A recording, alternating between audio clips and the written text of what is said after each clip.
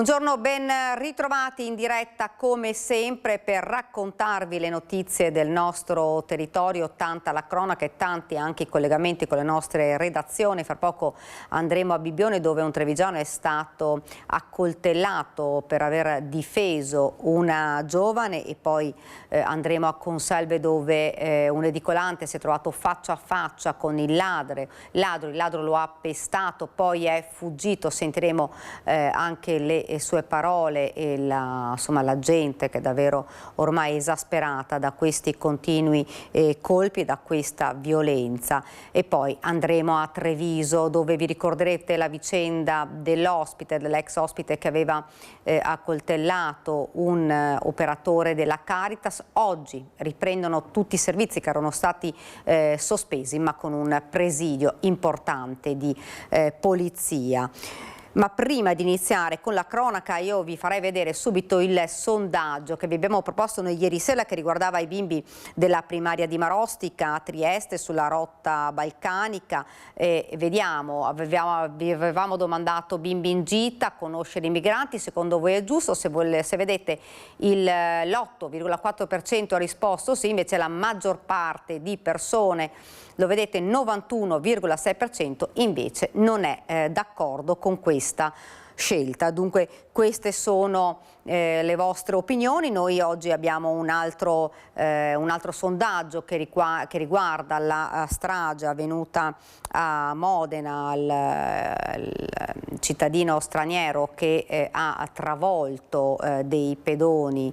Abbiamo visto purtroppo due in maniera molto grave. Dunque noi oggi vogliamo proporvi questo nuovo sondaggio che riguarda revocare cittadinanza a stranieri che delinquono. Se voi siete d'accordo e quindi volete rispondere di sì, lo 0422 1626 691, se invece volete rispondere di no, 0422 1626 690. L'esito di questo sondaggio, come di consueto nel corso della nostra trasmissione in prima serata Ring. E dunque noi andiamo avanti ed apriamo la pagina, un'ampia pagina di cronaca. Andiamo subito a Bibbione, l'abbiamo detto in apertura di questa prima edizione, perché un trevigiano è stato accoltellato per aver difeso una ragazza, ma ci racconta tutto da Bibbione il nostro Federico De Rossi insieme a Michele Zanetta. Federico, buongiorno, a te la linea.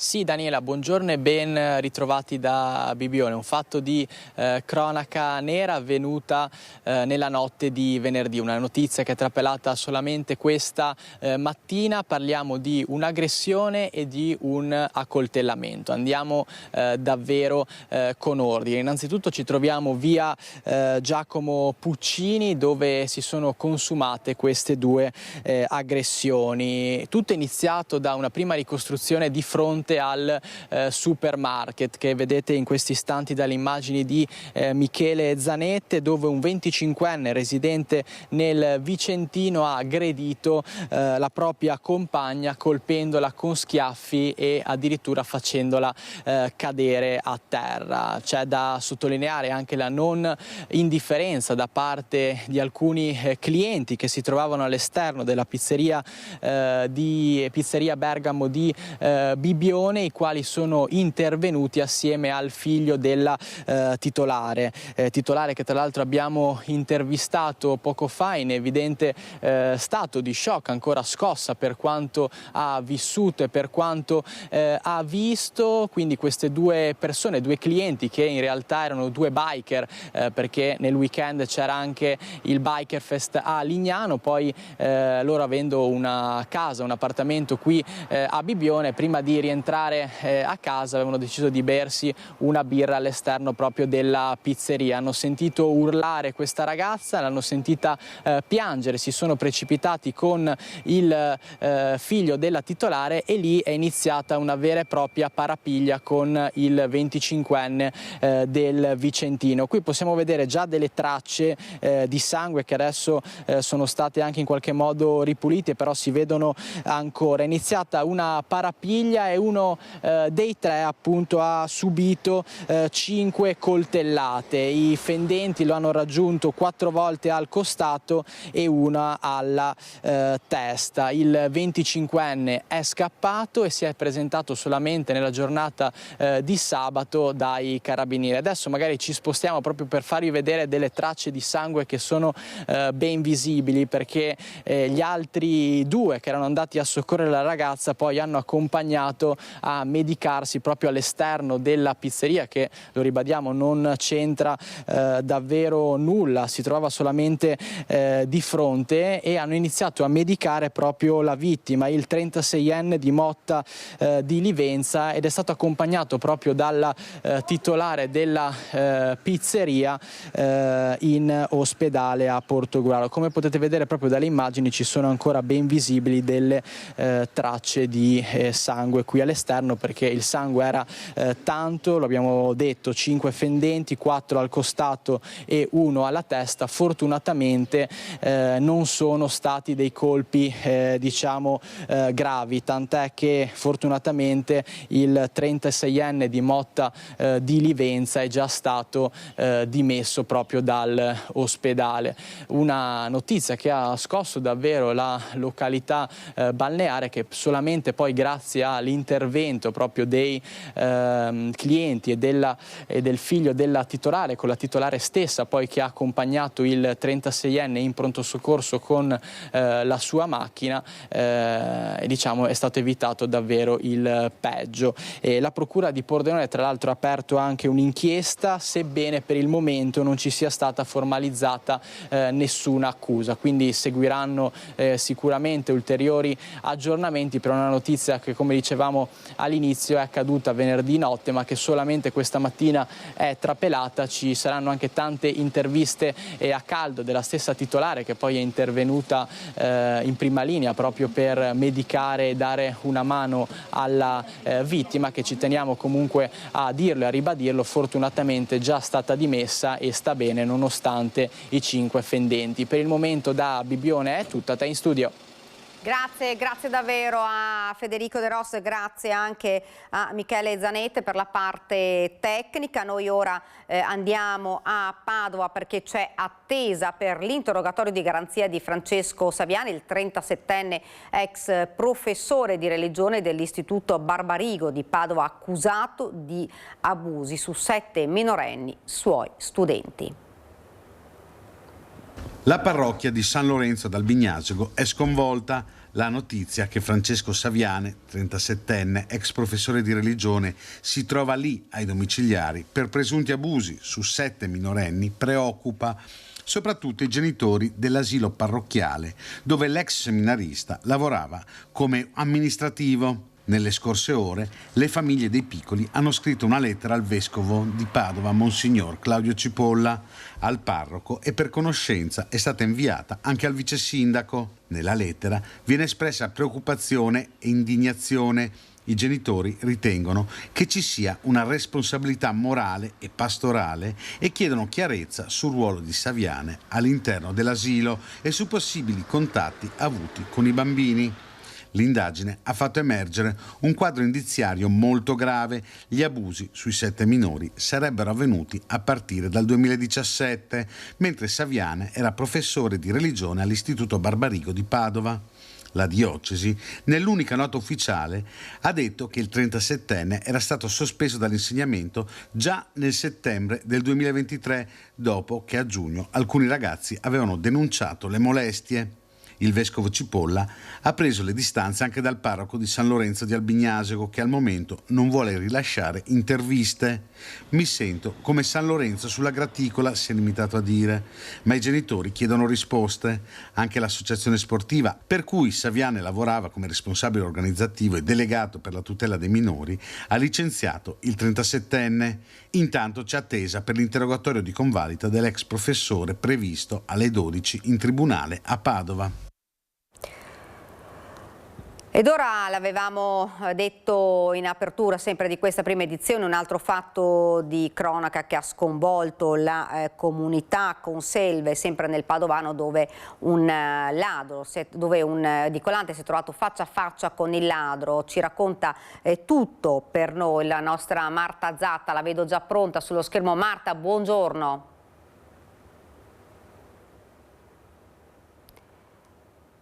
Abbiamo qualche problema di collegamento, vediamo se riusciamo a ripristinare. Vi dicevo appunto un faccia a faccia con il ladro, poi questo malvivente ha pestato l'edicolante. Eccola qui di nuovo la nostra Marta Zatta. Marta, ci senti? Buongiorno. Adesso mi dice che... Sì. Daniela? Sì, buongiorno. Eccoci. Marta. Ci vedete? Sì, sì. Ok, buongiorno. Niente, oggi non riusciamo a collegarci con Padova, forse c'è qualche problema per il collegamento, si è ribloccata, quindi noi andiamo un attimo avanti, parliamo della tragedia delle Maldive, poi cerchiamo di ripristinare subito questo collegamento per parlare di quest'altro fatto di cronaca che sicuramente non creerà poche polemiche, insomma, un ladro che pesta un commerciante. Andiamo avanti e parliamo della tragedia avvenuta alle Maldive, al via le operazioni di recupero dei primi 2 corpi dei sub italiani morti alle Maldive, atteso per oggi anche il rientro a Malpensa della salma del padovano Gianluca Benedetti. È iniziata in mattinata l'operazione di recupero dei corpi dei primi 2 subacquei italiani ancora intrappolati nelle grotte marine dell'atollo di Vavur alle Maldive. Ieri speleosub del team di ricerca internazionale della Dan Europe avevano localizzato le 4 vittime in fondo al tunnel nel secondo segmento delle grotte. Si tratta di un'immersione complessa, ha confermato la squadra di esperti incaricata del recupero. La profondità elevata, il buio, le correnti rendono difficili e delicate le operazioni. Per questo verranno recuperati 2 corpi alla volta. Il piano è cercare insieme ai sub finlandesi, alla Guardia Costiera e alla polizia di portarli in superficie. Gli esperti di Dan Europe entreranno nelle grotte per tirarli fuori, poi i sub della Guardia Costiera maldiviana li porteranno dai 30 metri ai 7 metri e dopo questa fase ci saranno le ultime operazioni per portarli in superficie. Il corpo della quinta vittima, Gianluca Benedetti, l'istruttore subacqueo, è stato il primo ad essere recuperato perché si trovava in un punto diverso, nella prima grotta. Forse si era staccato dal gruppo nel tentativo di ritrovare la strada per riportare tutti in salvo. La salma del 44enne padovano nella notte ha iniziato il suo rientro in Italia, dovrebbe arrivare in queste ore con un volo all'aeroporto di Malpensa, poi verrà trasferita a Padova dove sarà eseguita l'autopsia per chiarire le cause del decesso e poi per l'ultimo saluto. Nel frattempo il governo delle Maldive sta conducendo un'indagine per verificare se ci fossero tutti i permessi validi per effettuare l'immersione scientifica. Ed ora rimaniamo sempre a Padova e torniamo nuovamente a Conselve. La rivedo di nuovo la nostra Marta Zatta, vediamo se riusciamo con il collegamento. Marta, buongiorno, a te la linea. Sì, buongiorno Daniela, buongiorno da Conselve, precisamente da Piazzale Suore di Maria Bambina, dove questa mattina sono vissuti veramente momenti concitati. Alle 6 di mattina, come ogni mattina, Fiorenzo di 69 anni e il figlio Antonio si sono recati sul posto di lavoro e qui hanno visto appunto la porta aperta del negozio. Hanno subito chiamato le forze dell'ordine, i carabinieri. Il figlio Antonio è quindi entrato e si è trovato veramente faccia a faccia con il ladro. Da lì è nata una colluttazione, si vedono ancora i segni di sangue sulla porta appunto d'entrata e ancora sui vestiti del padre. Ma cosa è successo? L'aggressore aveva con sé un coltello, a quel punto Antonio ha tentato insomma di toglierlo dalle mani e a quel punto è intervenuto anche il padre vedendo insomma il figlio aggredito. Ma abbiamo raccolto proprio la dichiarazione di papà Fiorenzo che ovviamente era veramente scosso, ma sentite quello che ci ha detto. Siamo venuti qui per l'apertura e la porta era aperta, come vedete così in quelle condizioni, pensando che non ci fosse nessuno come in altri casi era successo, venivano di notte e poi trovavi tutto sottosopra, invece fatalità questa mattina era ancora dentro. Mio figlio è entrato per primo di corsa io ho sentito che c'era una colluttazione, sono entrato subito dopo e li ho visti mio figlio come è entrato, l'altro l'ha aggredito col coltello in mano perché non se l'aspettava, forse, non lo so. E allora io, come sono entrato, ho cercato di staccare lui, ho visto che aveva sto coltello, con attenzione ho tirato via, no? Mio figlio si è alzato e ho cercato di fermarlo, nel frattempo avevamo chiamato le forze dell'ordine ancora prima, quando ci hanno detto che la porta era aperta e niente, dopo lui è riuscito a divincolarsi perché io lo trattenevo, avevo un borsello, lo tenevo lì perché non scappasse, lui non mollava sto borsello, allora era troppo importante per lui. E finché dopo l'ho lasciato andare, lui è scappato, ma dopo un minuto è tornato di nuovo con un masso, è corso contro mio figlio per spaccarglielo addosso e l'ha aggredito e dopo il masso sì, l'ha preso, ma da vicino, quindi diciamo che però mio figlio era sporco di sangue e anche l'altro. Ma E come sta adesso suo figlio? È ferito? adesso sta bene, è stato dimesso, hanno fatto i controlli, ecco, del caso e sono andato a prenderlo, adesso è scosso, indubbiamente siamo tutti scossi, tutti quanti così stravolti per quello che è successo. Saprebbe dove sta vivendo questa persona? Ma sicuramente è un nordafricano magrebino, questo a volto scoperto, sì. Ecco, adesso spetterà alle forze dell'ordine sì, identificarlo quando avranno gli elementi per poterlo identificare, insomma. Avete sentito Fiorenzo veramente molto scosso nel vedere l'aggressione del figlio e nel subire il tentato furto. Tra l'altro ci ha raccontato che non era neanche la prima volta, ma non in queste modalità. L'aggressore è poi scappato, è uscito dall'edicola e si è diretto proprio, almeno questo è quello che ci raccontano le persone che avrebbero assistito alla scena, si è diretto verso l'hotel Oasi, hotel che è dismesso dal 2017. I commercianti della zona ci raccontano appunto di una zona insomma veramente non sicura e per questo neanche loro si sentono al sicuro. L'hotel Oasi è all'asta, è di proprietà di una società che ha fallito, insomma adesso ci sono tutte le varie procedure del caso, ma insomma quel che è certo è che è una zona abbastanza degradata e proprio qui questa mattina si stavano concentrando le ricerche dei carabinieri perché si pensava appunto che l'aggressore fosse ancora all'interno dell'hotel, ma io adesso darei appunto la parola ai commercianti che abbiamo raccolto questa mattina. Ascoltate cosa ci hanno detto e poi la linea può tornare allo studio. Deborah, tu hai il bar proprio davanti all'hotel dove in teoria si è rifugiato insomma l'aggressore. Che dicono? Che zona è questa? L'hotel è abbandonato già da tempo? È abbandonato da tempo e da qualche anno noi, soprattutto negozianti di fronte, ci impegniamo a tenere informati i carabinieri e il comune soprattutto per la situazione che c'è. E anno in anno peggiora sempre di più e ad oggi è un degrado sociale questa zona, cioè nel senso quella parte lì è sempre ovviamente incanalata da queste persone. Oddio, è da un po' di tempo che la situazione è così. I carabinieri fanno quello che possono, ma le leggi sono queste. Devono.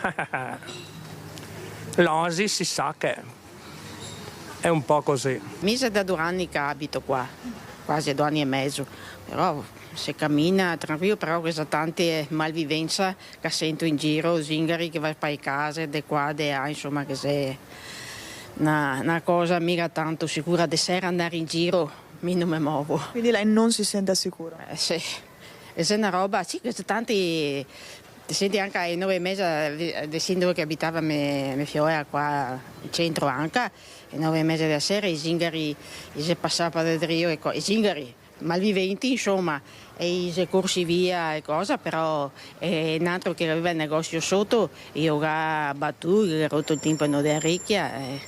Comunque sarà 2 mesi fa. Qui è un angolo particolare, anche quest'angolo qui abbiamo avuto quest'estate parecchie cose non belle.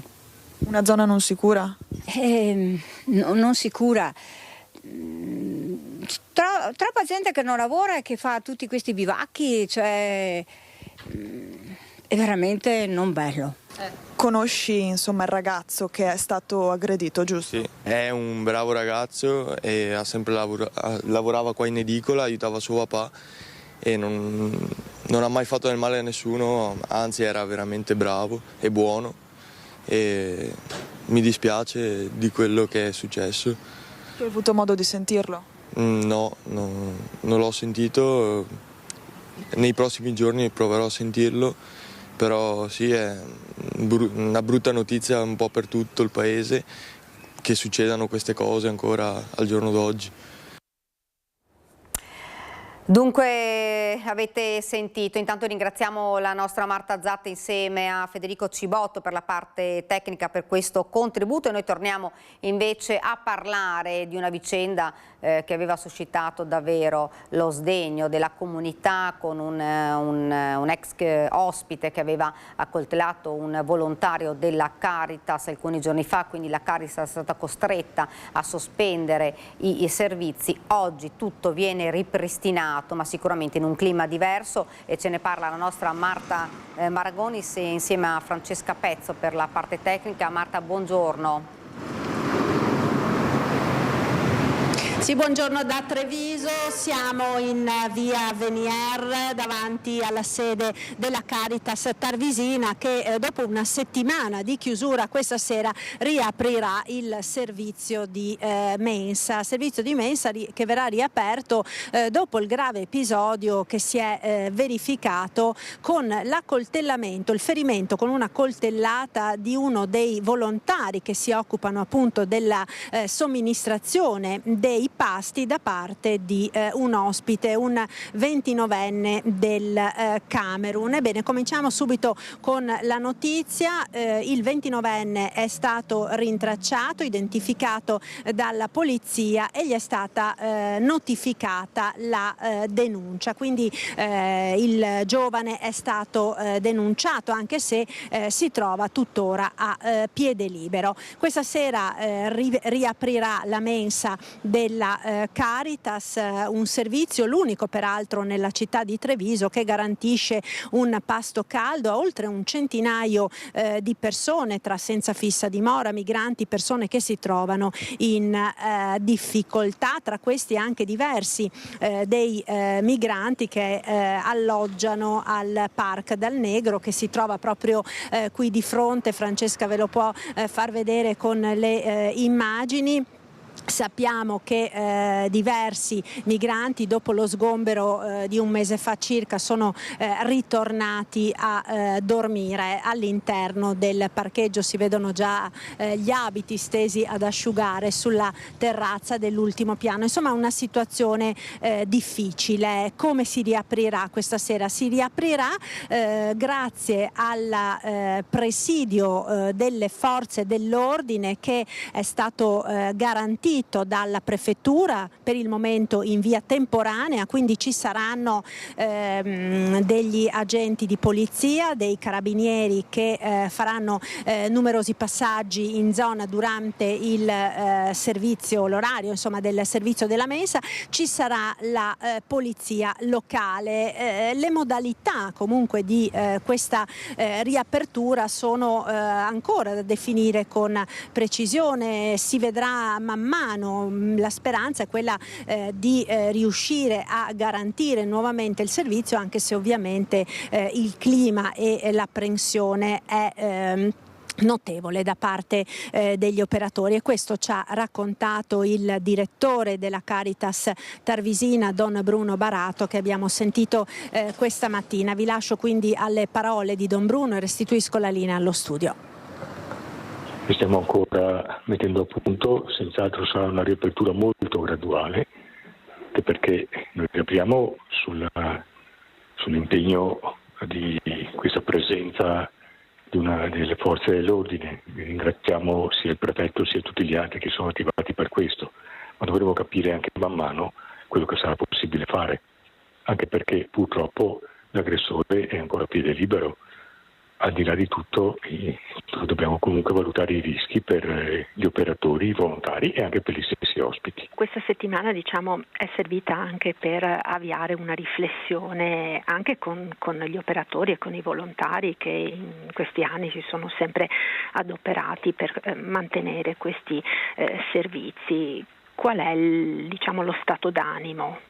Lo stato d'animo è di una situazione che crea timore, una riflessione per chiedersi come possiamo continuare a essere a fianco di chi ne ha bisogno e che per la maggior parte dei casi non crea situazioni del genere, tenendo conto delle condizioni in cui siamo in questo tempo, senz'altro diverse da quelle di alcuni anni fa. Nel giro di un anno siamo passati da una 70 più o meno di persone alla sera a fino oltre un centinaio. Questo prima di tutto ci ha fatto ripensare un discorso di logistica, capire quanti pasti siamo in grado di offrire. Dall'altra parte, chiaramente aumentando il numero, quasi raddoppiandolo, aumentano anche le difficoltà e gli attriti o le aggressività che ci possono essere tra coloro che accedono. Voi sentite le istituzioni al vostro fianco in questo momento o no? Noi continuiamo a lavorare in rete e crediamo che questo sia il modo più sensato, più efficace per poter prenderci cura al nostro meglio, con tutti i limiti che abbiamo, di chi ne ha bisogno. Fossimo da soli, chiuderemo domani. E noi andiamo avanti con la cronaca da Treviso, ci spostiamo a Venezia perché ancora violenza tra bande di tunisini, questa volta l'aggressione alle zattere con 2 feriti. Per noi in diretta Federico Fusetti insieme a Sandro Ponchio per la parte tecnica. Federico ti vediamo, buongiorno, a te la linea. Buongiorno Daniela, buongiorno ai telespettatori, siamo alle Zattere come hai anticipato, quindi pieno centro storico di Venezia, zona turistica ma anche zona di residenti con insomma molta attività imprenditoriale, nello stesso tempo turistica, ed è qui che c'è stato questo scontro, insomma, a teatro questa zona di una rissa vera e propria, è la polizia che sta ricostruendo l'accaduto e che sta indagando, tra 2 famiglie di tunisini che si sono sfidati qui a colpi di maceta, insomma, quindi anche tanta paura per chi ha assistito alla scena. 2 persone sono finite all'ospedale, ovviamente insomma traffici illeciti sullo sfondo, non è la prima volta che accade, quindi un po' la preoccupazione sale. Chiediamo conferma a Giovanni Leone, che è il presidente dell'associazione Venezia d'Orso Duro, vedo, e che insomma raccoglie ovviamente lui stesso le sue emozioni perché abita qui vicino, ma anche quello che serpeggia tra i residenti. Le chiedo qual è la situazione, se c'è preoccupazione, e poi però anche se ci sono delle soluzioni possibili. Preoccupazione se n'è certamente, perché questi ultimi episodi sono veramente gravi ed noi abbiamo il polso della situazione, perché Venezia è una città che vive intorno alle comunità di vicinato, per cui tra di noi ci parliamo e sappiamo cosa succede, se ci sono movimenti strani, quindi siamo preoccupati.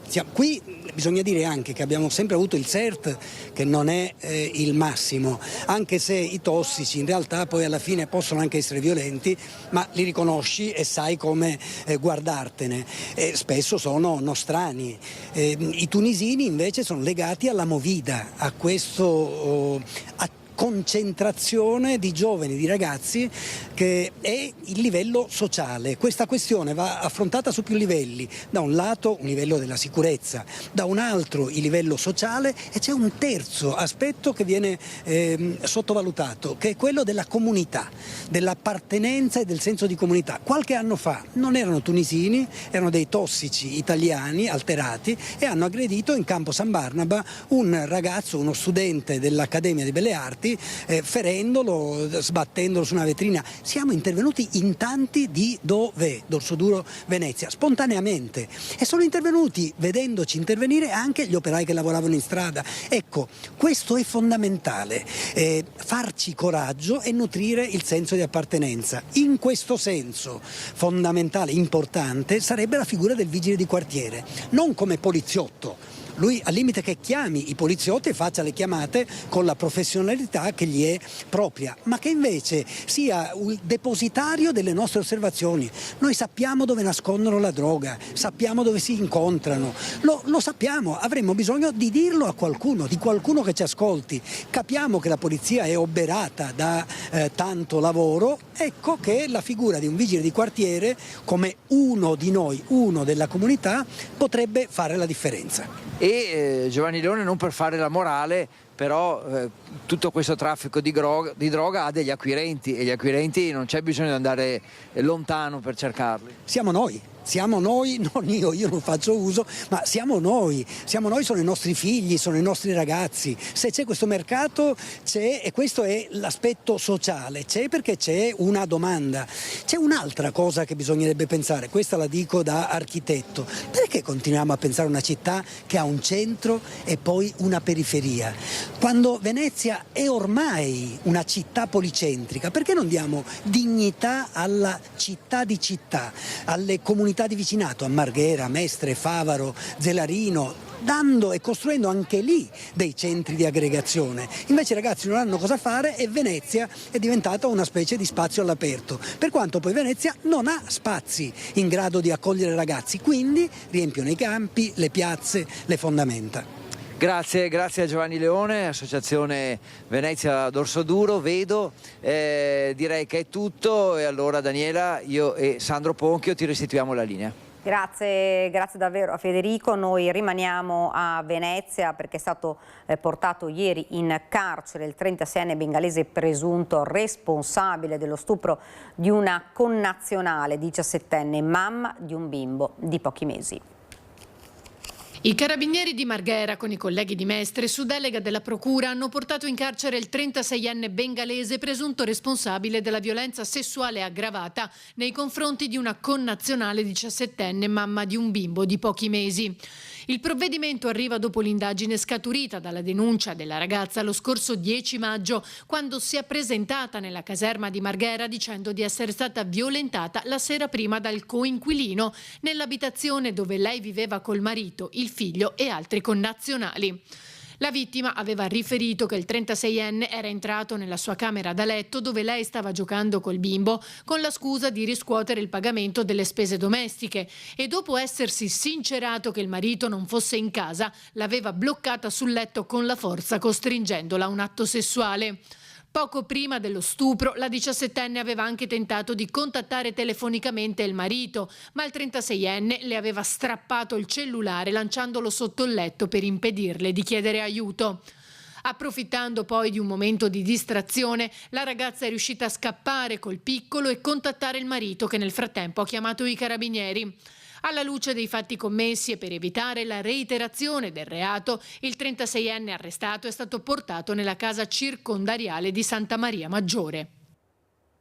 Prima di andare in pubblicità vorrei riproporvi il quesito di oggi, il nostro sondaggio che si riferisce un po' ai fatti avvenuti qualche giorno fa a Modena con uno straniero che ha travolto diversi pedoni ferendone gravemente alcuni. Dunque noi vi domandiamo questo: revocare la cittadinanza a stranieri che delinquono? Se volete rispondere di sì lo vedete in verde 0422 1626 691, se invece volete rispondere di no in rosso 0422 1626 690 potete votare fin da subito l'esito di questo sondaggio nel corso della nostra trasmissione in prima serata Ring. Ed ora la pubblicità.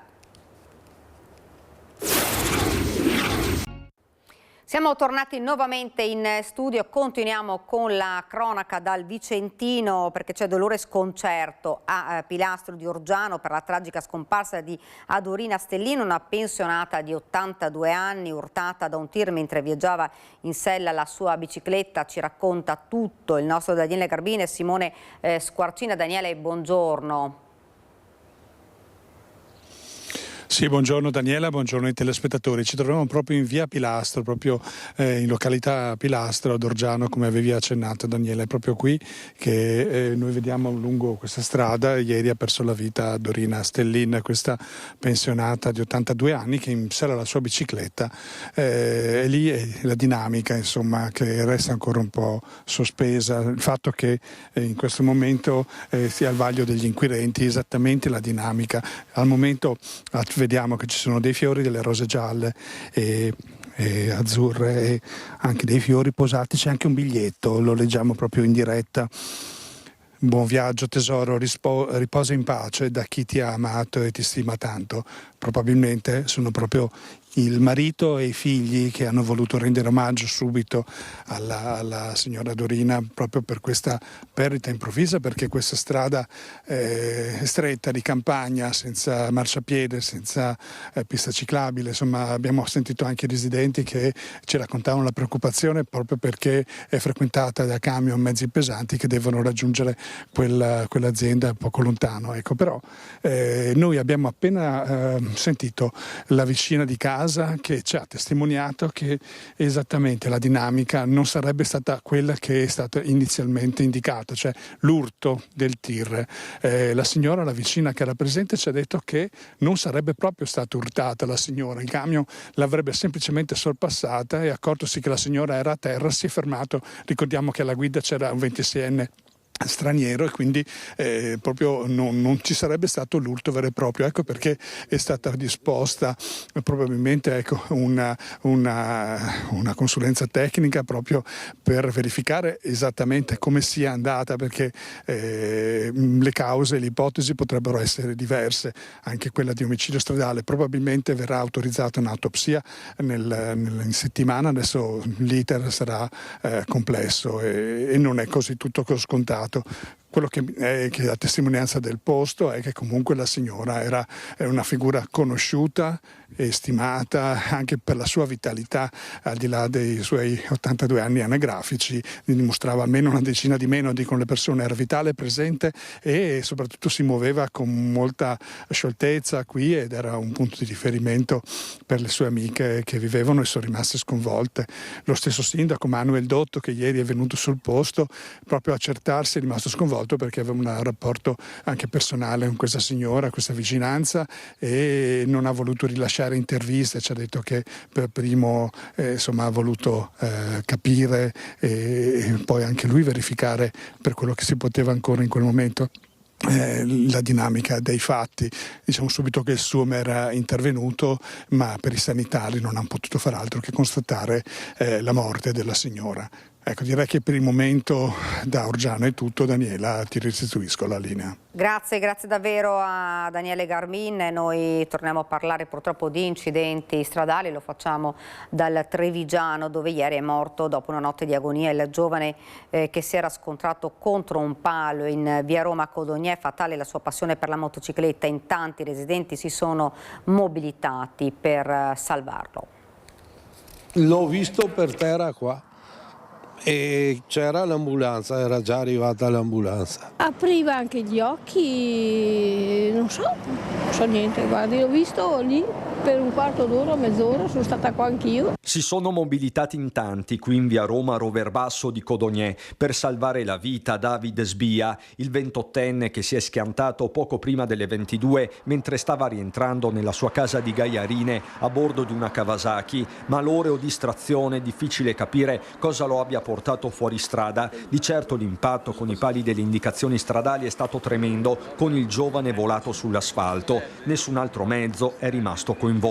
Tra i residenti c'è chi ha portato una coperta, chi, come una donna che preferisce non comparire, gli ha tenuto la mano fino all'arrivo dei soccorsi. Gli ho detto che non era da solo. Le sue parole: nonostante gli sforzi, David è morto dopo una notte di agonia all'ospedale. Sicuramente dispiace, sicuramente dispiace. Grazie, signora. Troppo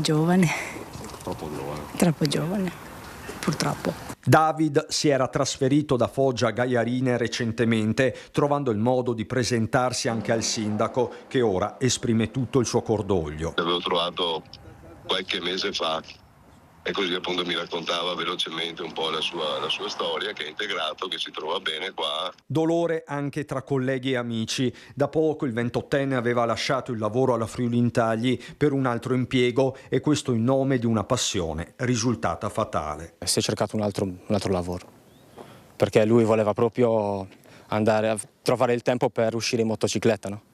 E quindi per quello che ha cambiato, diciamo, lavoro, perché la Friuli Intagli è un posto un po' particolare, si fanno 3 turni, e invece di là avrebbe lavorato a giornata e quindi avrebbe avuto più tempo per la sua passione. Mi dispiace perché stavamo facendo anche amicizie, sinceramente, saperlo così dispiace molto veramente, è un bravo ragazzo.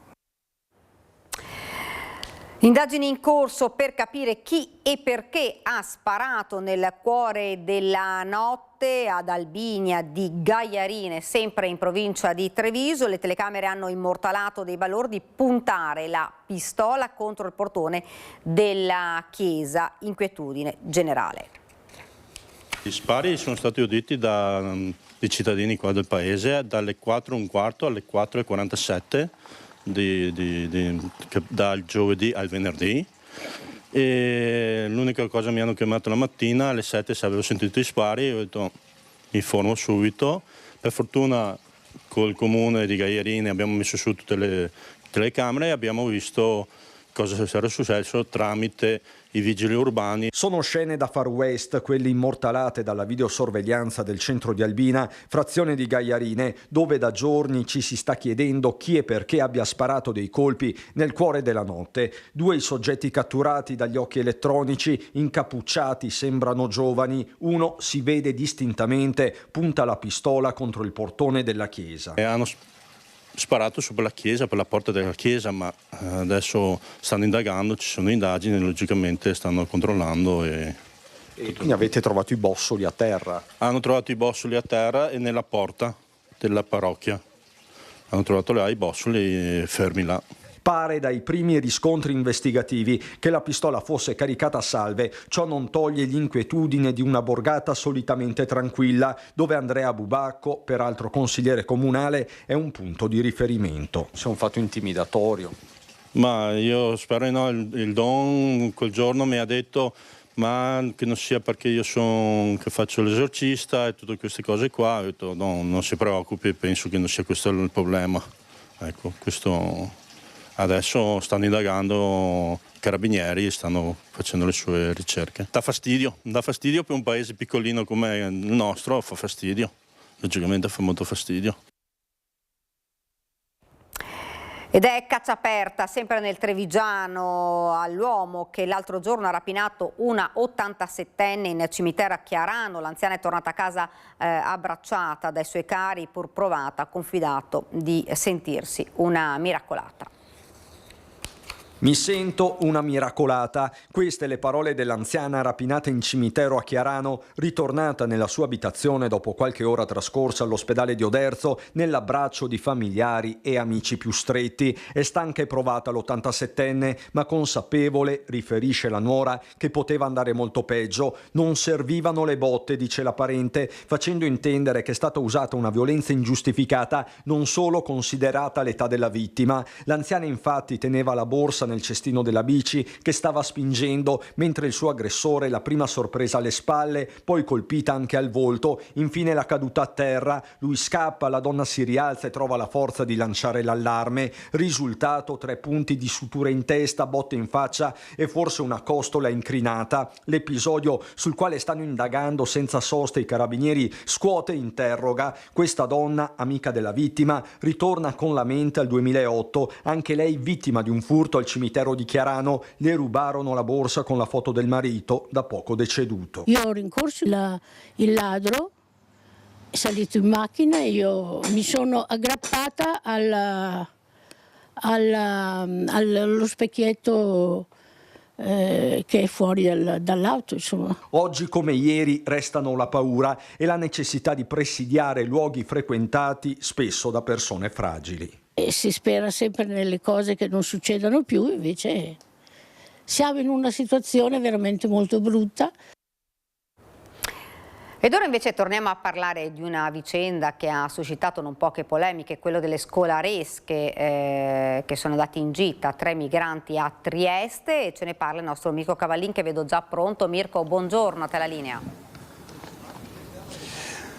Buongiorno Daniela, con Alessandro Costacurta siamo all'esterno della scuola primaria Arpalice Cuman Pertile di Marostica, appartenente all'istituto comprensivo. 2 classi quinte, come abbiamo ampiamente raccontato in questi giorni, sono state loro malgrado al centro delle polemiche politiche, poi anche di altro genere, per quel che hanno fatto. Quel che hanno fatto lo spiega, per molti usiamo l'avverbio finalmente, il dirigente scolastico Gianluca Garlini, che nella serata di ieri ha inviato a tutte le persone facenti parte della scuola, quindi genitori, docenti, personale, un comunicato che fa chiarezza su quanto è avvenuto non solo lì a Trieste, ma su quel che ha preceduto questa e quella giornata della scorsa settimana. Abbiamo ricostruito quanto il preside ha dichiarato, ha rifiutato infatti interviste televisive, ma abbiamo ricostruito quanto appunto ha scritto nel servizio che abbiamo preparato. 2 fitte pagine di comunicato rivolto a genitori, alunni, docenti, personale ATA. Le ha firmate il dirigente scolastico dell'Istituto Comprensivo di Marostica, Gianluca Garlini, a una settimana dal viaggio di istruzione a Trieste e Aquileia svolto da 2 classi quinte della primaria. Il preside, facendo chiarezza sui fatti, ribadisce che il viaggio di istruzione del 12 e 13 maggio scorsi è stato effettuato nel pieno rispetto delle procedure amministrative e col pieno consenso preventivo dei genitori. L'attività svolta in particolare nel capoluogo giuliano, in Piazza della Libertà, era l'atto conclusivo di un articolato e strutturato percorso interdisciplinare di educazione civica. Non è stato, ribadisce la scuola, un evento estemporaneo o isolato. In aula gli alunni hanno svolto un percorso di analisi dei diritti essenziali degli esseri umani con riferimento alla Costituzione italiana, specie all'articolo 2, la lettura e la riflessione sul testo "Per questo mi chiamo Giovanni" di Luigi Garlando. Infine hanno svolto, come gli stessi ragazzi avevano raccontato nelle loro testimonianze, un laboratorio sensoriale di preparazione all'interno di un locale della scuola, utilizzando un percorso tattile proposto dai docenti. Quest'ultima attività era propedeutica al successivo gesto di solidarietà. In piazza, scrive il dirigente scolastico, l'iniziativa si è svolta in piena e totale sicurezza. I pasti sono stati distribuiti in collaborazione con l'associazione di volontariato Fratelli Resistenti di Bassano, con la supervisione dei 5 docenti accompagnatori e di 18 volontari, tra cui un medico di Marostica, oltre ad altri sanitari, educatori e forze dell'ordine. Solo una parte degli alunni ha effettivamente distribuito i pasti, altri hanno scelto liberamente di non parteciparvi. Qualcuno ha consegnato ai migranti dei calzini, un altro gesto, sottolinea la scuola, concordato con le famiglie. La dirigenza critica poi con forza la registrazione e la diffusione del filmato con le testimonianze di alcuni alunni, girato senza autorizzazione né della scuola né dei genitori. La scuola si riserva ogni azione legale per garantire la riservatezza dei bambini. Infine viene ribadita l'alta valenza formativa del progetto, che ha portato i giovani studenti a constatare che i diritti umani sono necessità concrete che richiedono azioni reali di inclusione.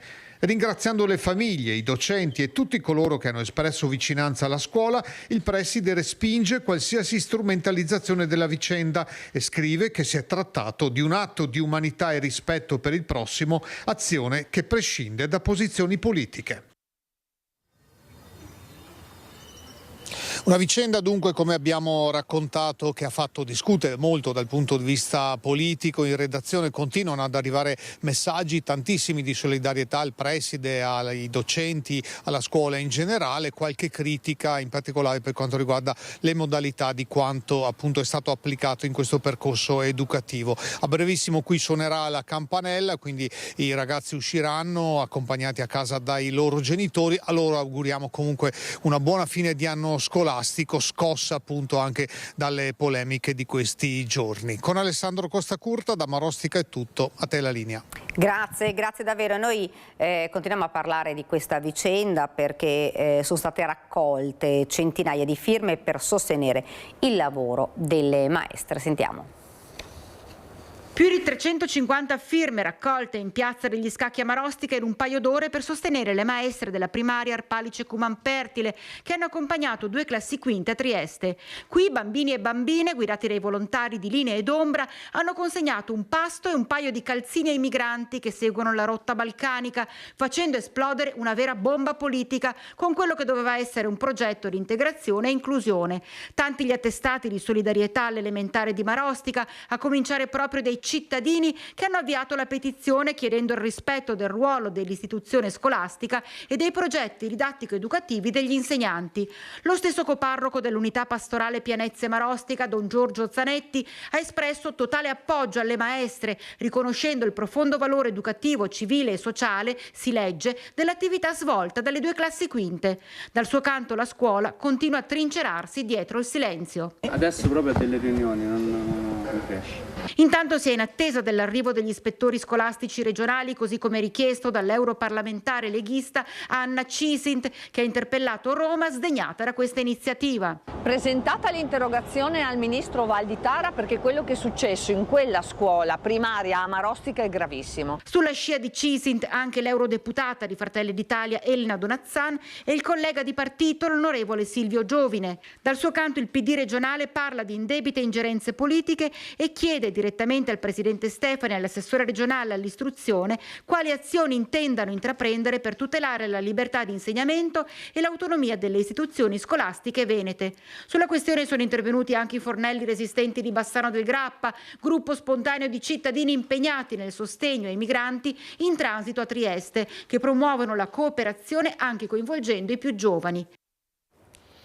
Ed ora siamo alla politica, andiamo a Belluno perché un vero e proprio tornado rischia di abbattersi su Palazzo Piloni dopo le elezioni che hanno rinnovato il Consiglio provinciale. Ci racconta tutto Tiziana Bolognani insieme a Stefano Bozzi. È stato un vero e proprio terremoto il risultato delle elezioni per il rinnovo del Consiglio provinciale che si sono svolte domenica. Ieri durante lo spoglio dei voti è apparso subito preponderante il risultato che non ammette repliche, e cioè il raddoppio dei voti alla lista di centrosinistra, che è riuscita a guadagnare un consigliere in più, al dimezzamento dei consensi da parte della lista del centrodestra, che ha perso 8.000 voti ponderati, mentre per quanto riguarda la lista dei civici diciamo che i voti ponderati sono risultati uguali a quelli ottenuti nel 2024. Con me il presidente della provincia Marco Staunovo Polacco, e con lei presidente desidero fare una sorta di riflessione proprio politica rispetto a questo risultato che fa perdere un consigliere al centrodestra, e quindi in questo momento la proporzione è 4-4-2, sembra una formazione di calcio, e invece sono i numeri con i quali lei si dovrà confrontare in Consiglio provinciale. Beh sì, appunto sui numeri non ci sono grandi discussioni da fare, perché ovviamente il risultato è questo e dobbiamo prenderne atto e quindi partire da questo. Insomma, ecco, inutile recriminare su quello che sarebbe potuto succedere. Adesso ci dobbiamo confrontare con la realtà, e quello che faremo ovviamente, anzi che ho fatto già da ieri e che continueremo a fare nei prossimi giorni. È evidente, questo l'ho detto ieri e lo ripeto anche oggi, che la provincia deve essere gestita da un gruppo di persone che abbiano la volontà di affrontare tematiche importanti che vanno a favore del territorio, e quindi c'è bisogno, a mio parere, di una presa di responsabilità da parte di tutti, affinché le tematiche che sono da portare avanti nei prossimi 2 anni siano affrontate con la serietà, e su questo non ho dubbio, ma anche con la sinergia giusta per il nostro territorio. Insomma, ecco. Possiamo dire, Presidente, che la legge del Rio probabilmente che ha sfasciato l'istituzione provincia, probabilmente che doveva essere una soluzione temporanea per l'eliminazione vera e propria delle province, che invece sono rimaste di fatto un ibrido, probabilmente non intendeva politicizzare gli organismi che portavano avanti in questo periodo di interregno le istituzioni? Ma questo può anche essere, però è stato fatto un errore immenso, perché se questo era l'intendimento, allora la partita doveva essere chiusa nell'arco di qualche anno. Insomma, credo che la soppressione delle province sia a questo punto assolutamente non più in agenda di nessuno, e quindi vanno trovate delle soluzioni per fare in modo che la provincia sia assolutamente stabile e capace di governare in maniera serena. Sul tema attuale, tenendo conto di tutte queste cose al contorno, credo che tutte le componenti che sono state elette in provincia debbano fare una riflessione su quale sia la strategia migliore affinché la provincia possa, ripeto, governare le tante partite che ci sono sul tavolo. Insomma, ecco, un'ingovernabilità semplicemente secondo me porterebbe a una dimissione del Consiglio provinciale del Presidente, una rinomina di un nuovo Consiglio che abbia una stabilità, perché non credo ci possiamo permettere di avere quotidianamente delle situazioni di incertezza sui temi da affrontare. Insomma, su questo credo di essere abbastanza maturo per capirlo, e che quindi la riflessione va fatta subito, garantendo da qua ai prossimi 2 anni o stabilità o un rinnovo di nuovo. Insomma, ecco. E noi rimaniamo nel bellunese, andiamo a Sedico con la cronaca: prostituzione in finti centri massaggi a Sedico, Santa Giustina e Ponte nelle Alpi, blitz dei carabinieri che indagano 11 persone. L'aspetto massaggi era l'aspetto fittizio. In realtà questi centri massaggio estetici erano la copertura per una fiorente attività di favoreggiamento e sfruttamento della prostituzione. 50 euro per un rapporto orale, 100 per la consumazione completa. Fra i clienti tutti bellunesi, giovanissimi e adulti, per lo più professionisti, sentiti dagli inquirenti in qualità di persone informate sui fatti. A portare alla luce il radicato e lucroso giro di prostituzione sono stati i carabinieri di Sedico, che con il coordinamento della Procura di Belluno hanno concluso l'operazione denominata Happy Ending. Come funzionava il giro? Annunci sui social o comunque sul web, poi appuntamenti organizzati da un call center con base operativa a Milano e consumazione delle prestazioni nei 3 centri massaggio fittizi in provincia di Belluno. A raccogliere le prenotazioni una voce orientale femminile che forniva le informazioni utili a raggiungere i luoghi degli incontri. I carabinieri hanno identificato almeno 23 ragazze di origine asiatica e 2 di queste irregolari tra i 40 e i 50 anni, costrette a prostituirsi e a vivere in condizioni disdicevoli. L'ipotesi del reato, quindi l'ipotesi di una sussistenza del reato, parte proprio da questo, da una situazione di sfruttamento. Queste ragazze o donne venivano ruotate frequentemente e vivevano in condizioni di estrema indigenza, vivendo e mangiando negli stessi spazi dove lavoravano e dove si prostituivano. 106 gli ingressi accertati a Sedico in un solo giorno. A suffragare l'attività illecita anche il sequestro di quasi 1.300 profilattici e quasi 6.000 euro in contanti. I reati contestati riguardano l'attivazione di una casa di appuntamenti, il favoreggiamento e lo sfruttamento della prostituzione. A vario titolo sono indagati 11 persone, 2, una donna cinese di 54 anni e il suo collaboratore di 53 anni connazionale, hanno una posizione più grave quali promotori e organizzatori di questo gruppo criminale, tant'è che il giudice per le indagini preliminari di Belluno ha disposto nei loro confronti una misura cautelare del divieto di soggiorno nella provincia di Belluno. Ed ora parliamo della crisi Electrolux, linea comune di regioni e parti sociali in vista del tavolo ministeriale convocato per lunedì prossimo. Togliere subito dalla discussione i licenziamenti, il messaggio partito da Palazzo Balbi. Tutti vogliamo un piano industriale, un piano di rilancio, che siano salvaguardati i lavoratori, che ci sia continuità produttiva. È stato dato tanto a questa azienda. Ricordo prima mentre lavoravamo abbiamo fatto anche parlavamo un calcolo anche, insomma parliamo di più di 130 milioni di contributi pubblici su 400 milioni di investimenti, quindi vuol dire che sia Regione Veneto che Regione Friuli che lo Stato nazionale insomma ha dato, e non consideriamo Industria 4.0 e transizione, magari c'è altrettanto anche in questi, quindi l'Italia ha dato, è giusto che adesso Electrolux risponda. Chiaramente per noi resta fondamentale togliere dalla discussione, questo è il tema comune, i 1700 esuberi. Con questa spada di Damocle non si può neanche iniziare a discutere. Ci sono speranze che l'azienda, secondo lei, possa accettare un punto di partenza di questo genere? Noi assolutamente lo chiediamo, anche con la pressione delle regioni, lo chiederemo al governo, lo chiederemo al ministro Urso, perché è inaccettabile partire da questo tipo di posizione che di fatto taglia in maniera lineare il personale. L'orso dell'altopiano è costantemente filmato e fotografato, ma qualche volta si accorge anche lui degli obiettivi. Eccolo l'orso di cui tutti parlano.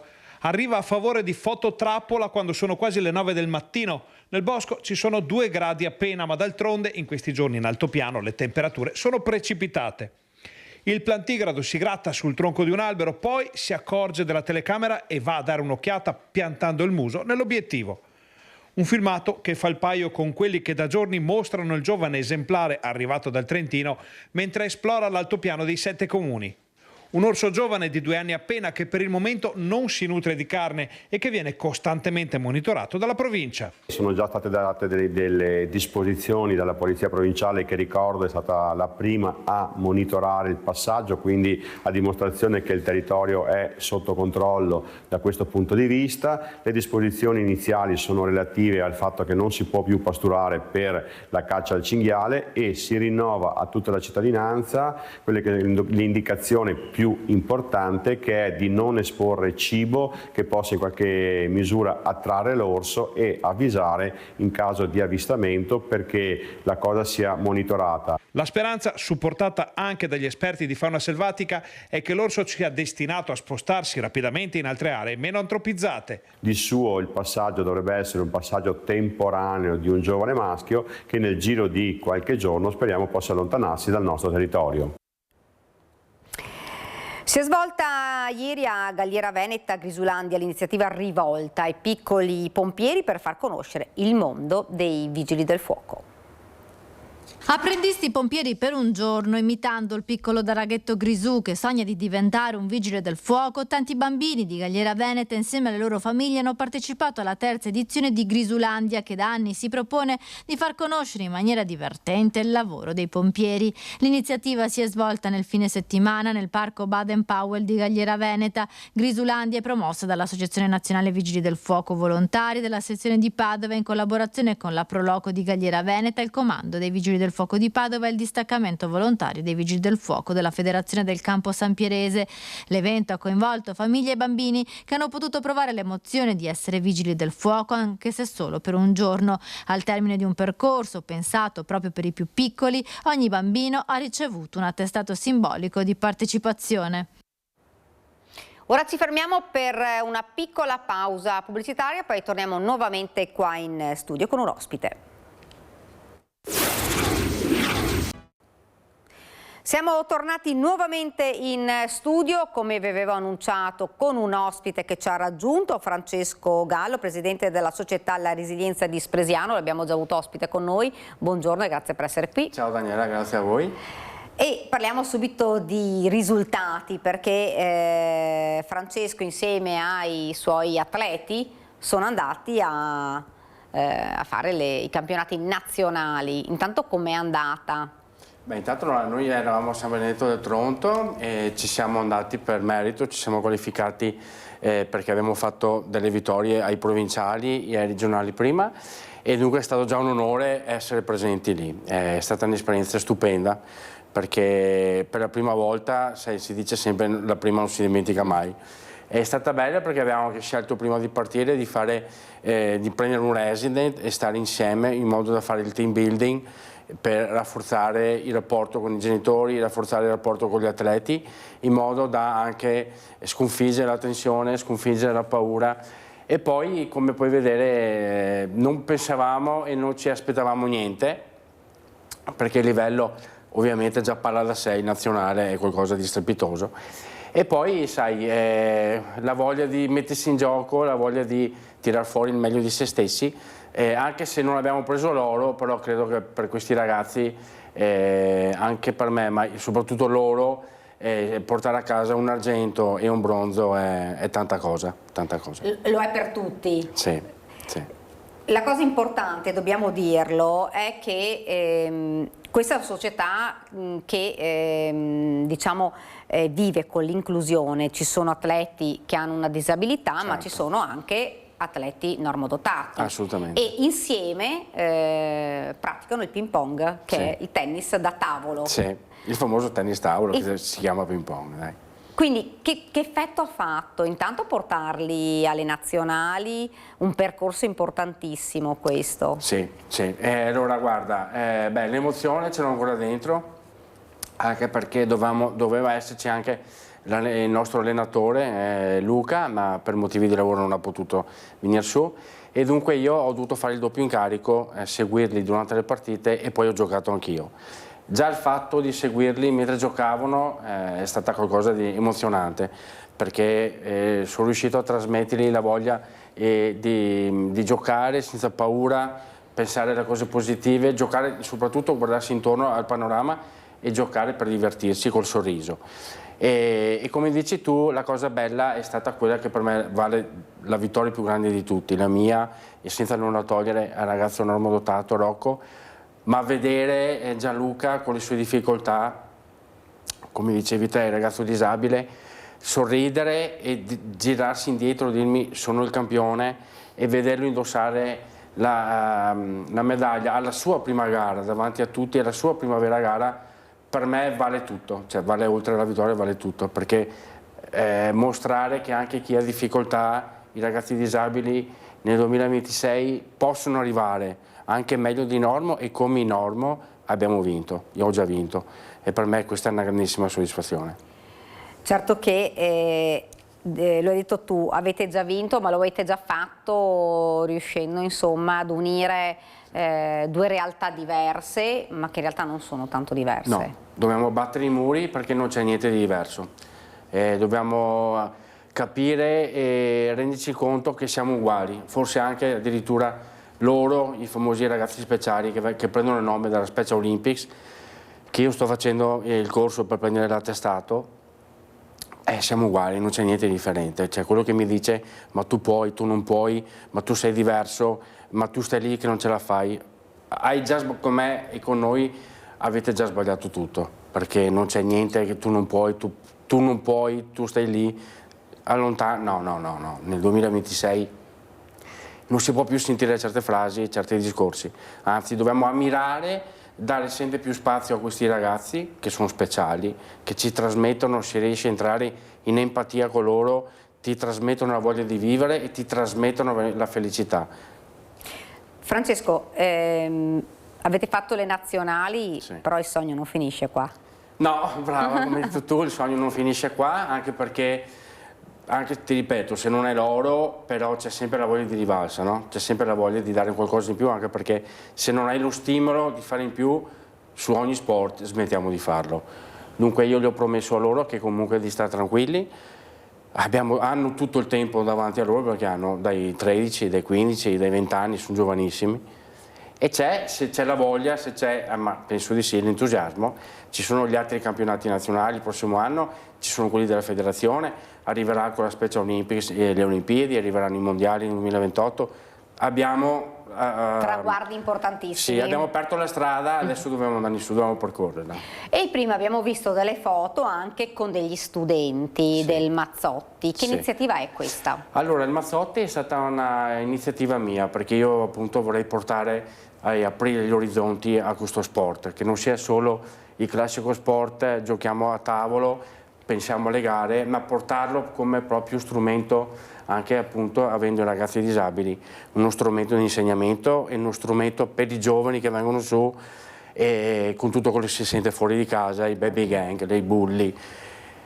Portarlo proprio davanti a tutti, rendersi conto che ogni sport, ma ovviamente noi pratichiamo questo, è uno dei più belli che ci sia, e fare gruppo, fare squadra, insegnare anche nelle scuole, dove appunto al Mazzotti ci sono anche ragazzi con disabilità.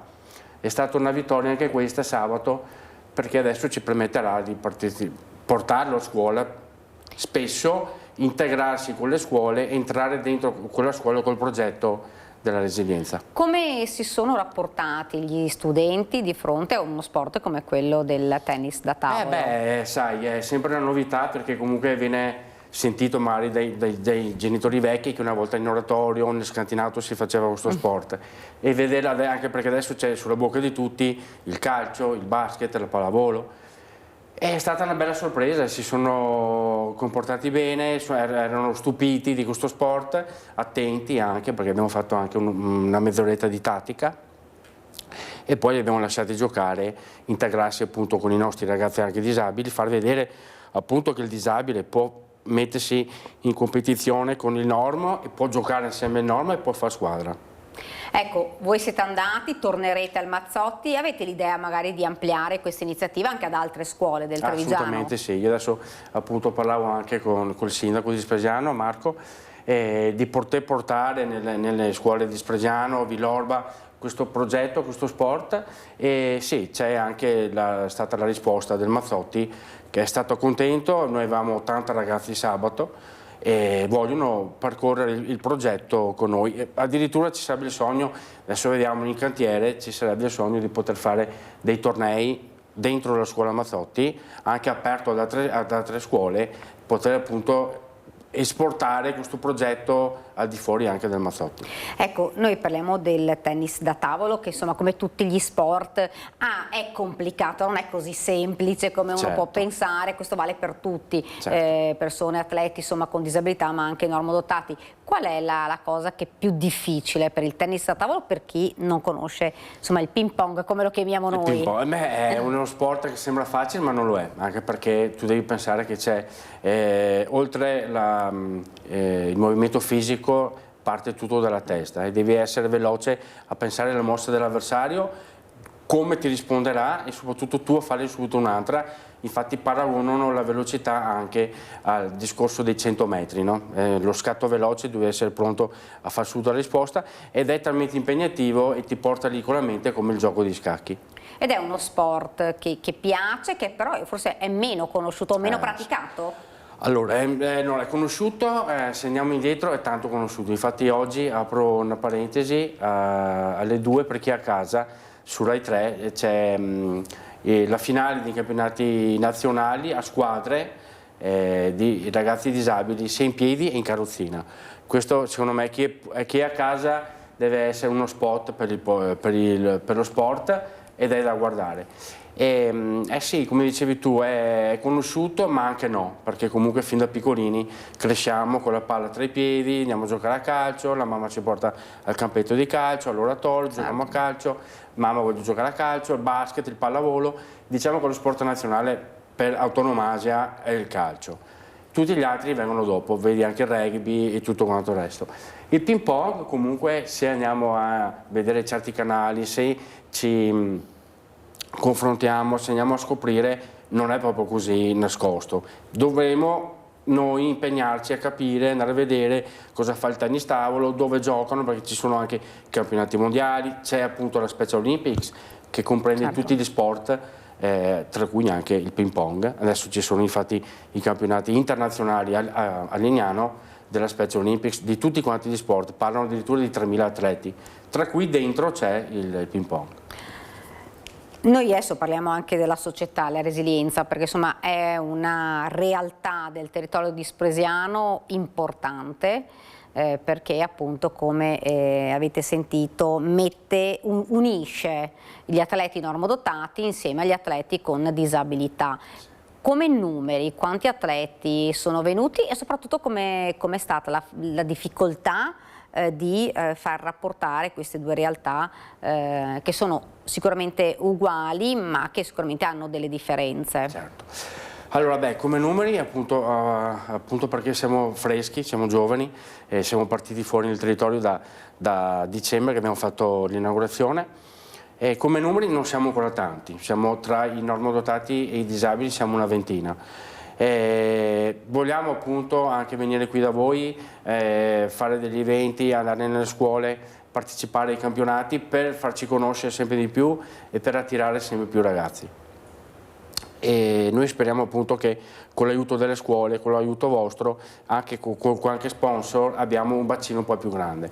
Per quanto riguarda, come dicevi tu, il discorso della difficoltà, ma all'inizio, sai, c'è sempre quella del ragazzino che non capisce che ha davanti e ti guarda come, capisce che è una difficoltà, ma da dove arrivi, chi sei, no? Poi comunque quando vedono che sono costantemente insieme a loro il mercoledì, il venerdì, il sabato è bellissimo perché abbiamo creato questo ping pong inclusivo dove tutti giocano assieme, i normodotati e i ragazzi che ho la fortuna di avere, la comunità di Bambù, che ringrazio, che sono costantemente da un anno. Ogni 15 giorni vengono il sabato mattina, gli creiamo la merendina, giocano assieme con i normo ed è qualcosa di spettacolare, ti apre il cuore come dicevo prima, perché vedere anche loro che vogliono mettersi al pari, no, del normo e addirittura il normo che insegna al disabile e lo allena, lo aiuta, gli dice guarda vieni con me che ti insegno, è qualcosa di bellissimo. E i ragazzi con disabilità come prendono questi consigli da parte? Cioè, sai, adesso è brutto dirlo, c'è il ragazzo quello che magari recepisce di più, certo, e si rende conto, allora sorride e anche si apre al normo. C'è invece quello che viene, che comunque sì, è presente, però ha le sue difficoltà. È contento già solo che gli metti la racchetta e in quel momento lì per lui è la giornata ideale, no? Gli hai regalato il sogno. Invece per gli altri si stanno prendendo sempre di più. Senti, c'è qualche ragazzo, sia normodotato sia con disabilità, che di più ti ha dato soddisfazione, che quando l'hai visto magari non era tanto e dopo invece si è aperto ed è arrivato magari a raggiungere dei risultati? Hai toccato proprio adesso, guarda, mi emoziono ancora se ci penso, hai toccato un tasto bellissimo. Credo che siamo stati noi fortunati innanzitutto ad avere questi ragazzi speciali, sia normo che disabili, e la nostra bravura anche con l'empatia di riuscire a trasmettere a loro che siamo una famiglia, non è solo vieni a giocare e finita l'ora vai a casa. Siamo stati bravissimi a creare questo gruppo meraviglioso. Allora partiamo indietro, l'anno scorso più o meno a questo periodo veniva fuori la festa della Sardea a Silea e noi uscivamo come insieme, Silea e Spregiano, e mi ricordo che arrivava questo ragazzo con delle difficoltà, Gianluca, in cui non si era mai avvicinato al tennis tavolo, poco. Lui è amante ancora tuttora del basket. Ti devo dire che in un anno circa è arrivato in nazionale a San Benedetto e quel ragazzo che ti dicevo prima che c'è la medaglia ha portato a casa il bronzo. E penso che cosa vi ha detto? Si è girato e ci ha detto sono il campione.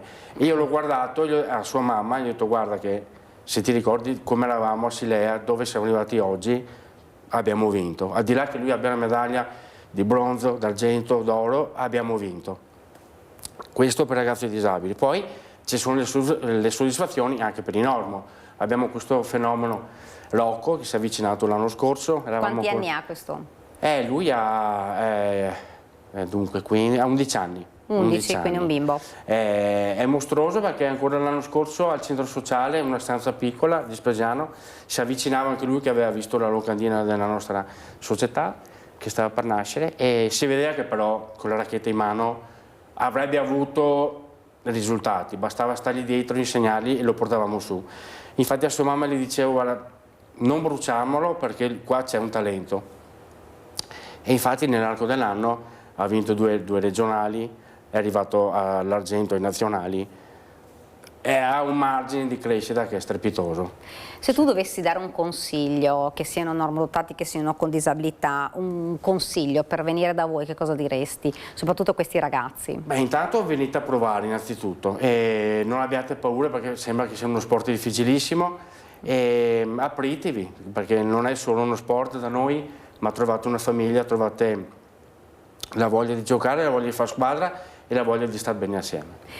Senti, se qualcuno volesse venire da voi, dove vi può trovare, come vi può trovare? Beh, noi abbiamo la sede base a Visnadello, sulla sala di sopra dell'oratorio, può venire lì il mercoledì, il venerdì, dalle 6:30 alle 8:30, che facciamo lezione tattica e ci divertiamo, il sabato mattina appunto con il nostro ping pong inclusivo dalle 9:30 a mezzogiorno, e il lunedì chi vuole avere una opzione in più anche lunedì dalle 6:30 alle 8:30. Con tanto di allenatore, voglio dire. Con tanto di allenatore, il nostro Luca che è nella nostra spalla a livello tecnico, e poi c'è tutto chi, mia moglie e tutti gli altri, soprattutto mia moglie, che dietro le quinte il lavoro sporco di contabilità, gestione, programmazione. Infatti la ringrazio perché senza di lei tutto questo da solo non sarei capace di portarlo avanti. Senti, detto, ci sono insomma dei traguardi importanti adesso che vi state prefiggendo, le prossime tappe, le prossime gare. Allora, le prossime tappe... Quelle più vicine. Sì, quelle più vicine. Allora dai, adesso abbiamo 2 mesi per finire questa stagione bellissima, la nostra prima, e poi da settembre si parte, facciamo i provinciali e parte il progetto Special Olympics, che lì porteranno i ragazzi con la disabilità intellettiva a fare i suoi primi tornei, il campionato italiano, il campionato mondiale, le Olimpiadi, tutto a scala breve tra il 2027 e il 2028. Da settembre riparte la stagione come abbiamo fatto quest'anno, parti la scaletta dal provinciale ai regionali fino ad arrivare a 2 settimane fa che ci sono i nazionali.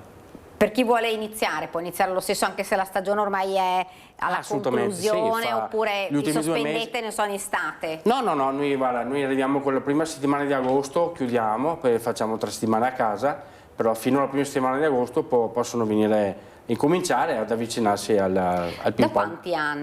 A quanti anni si può avvicinare al ping pong? Non penso che sia uno sport proprio per bimbi, o si può anche... Allora guarda, io infatti all'inizio avevo messo aperto a tutti, a qualsiasi età, però diciamo che sarebbe meglio all'età dai 10 anni in su cominciare ad arrivare, non sotto i 10 anni. E avete anche ragazze oltre che ragazzi? Sì, abbiamo anche ragazze, infatti il mio sogno, ecco, per chiudere il cerchio sarebbe bello fare la squadra femminile. Perché per ora è più maschile come... Allora, è un po' più è aperto a tutti, però diciamo che è uno sport più maschile. Ho 2 o 3 ragazze, faccio anche i complimenti all'Alessia della comunità di Bambù, che anche lei veniva il sabato mattina a fare l'inclusivo, poi mi ha chiesto lei proprio di voler insegnarla, adesso viene il lunedì, facciamo allenamento per lei, perché a settembre è pronta per i tornei. Per le prime gare? È una grande soddisfazione. Sì, perché tiri fuori da questi ragazzi innanzitutto la voglia di stare assieme e riesci a tirargli fuori l'empatia, non sei più solo l'allenatore come dicevo prima, ma cominci a essere l'amico, sì. E soprattutto ti guardano con fiducia, no? Sanno che ci possono anche loro appoggiare a te, e qua è già una gran vittoria. In più già lei che ti chiede insegnami perché anche io voglio giocare. Cioè, ti ripeto, non ci sono coppe che possiamo dire, cioè, di cosa parliamo? Abbiamo portato il ragazzo disabile con le sue difficoltà alla gioia di giocare e di mettersi in competizione, abbiamo vinto tutti. E la cosa più bella è che è una famiglia sì. Che include proprio sì. Gli atleti normodotati con gli atleti con difficoltà o con disabilità in un'unica davvero, in un unico nucleo, in un'unica famiglia. Sì. E questa forse è la cosa più bella da vedere. Sì, perché ti ripeto, come avevamo detto prima, fare la famiglia adesso con le persone disabili e crearli e farli sentire pari a te senza doversi sentire in difficoltà, a disagio, è una vittoria, è bello, ti dà soddisfazione quanto arriva al primo o secondo. Francesco, noi ti ringraziamo e speriamo di averti qua ancora per poter parlare sempre di questo sport, ma soprattutto di questa società che è davvero importante per la realtà, non solo di Spresiano, ma per una realtà proprio trevigiana, quindi ti ringraziamo davvero per questo lavoro. Grazie. Io vi ricordo che questa sera ci sarà la trasmissione Ring. Gli ospiti della trasmissione sono alle 21 il presidente della Regione Veneto Alberto Stefani, poi Said Caibi di Alleanza Verdi Sinistra, Raffaele Freda, Fratelli d'Italia, Paolo Galeano, Partito Democratico, Stefano Valdegamberi, Futuro Nazionale, poi Alberto Villanova della Lega, e alle 22:20 si tornerà a parlare di una bomber, la replica da Zernar dell'avvocato Maurizio Paniz. Queste sono le notizie. Vi ricordo invece dopo il meteo la nostra programmazione alle 15:45 il film Parla più forte, e poi se riusciamo a vedere velocissimo, prima di chiudere, il sondaggio che vi abbiamo proposto noi oggi. Eccolo qua, lo vedete: revocare la cittadinanza a stranieri che delinquono. Vedete il numero se volete rispondere di sì, oppure rosso se volete rispondere di no. L'esito di questo sondaggio nel corso della nostra trasmissione di prima serata Ring. A me non rimane quindi che salutarvi, ringraziare i registi Alessandro Granzieri e Antonio Pol per averci seguito fin qui. Ringrazio ancora Francesco per essere stato con noi, e l'appuntamento è per la prima edizione per domani. Grazie, arrivederci.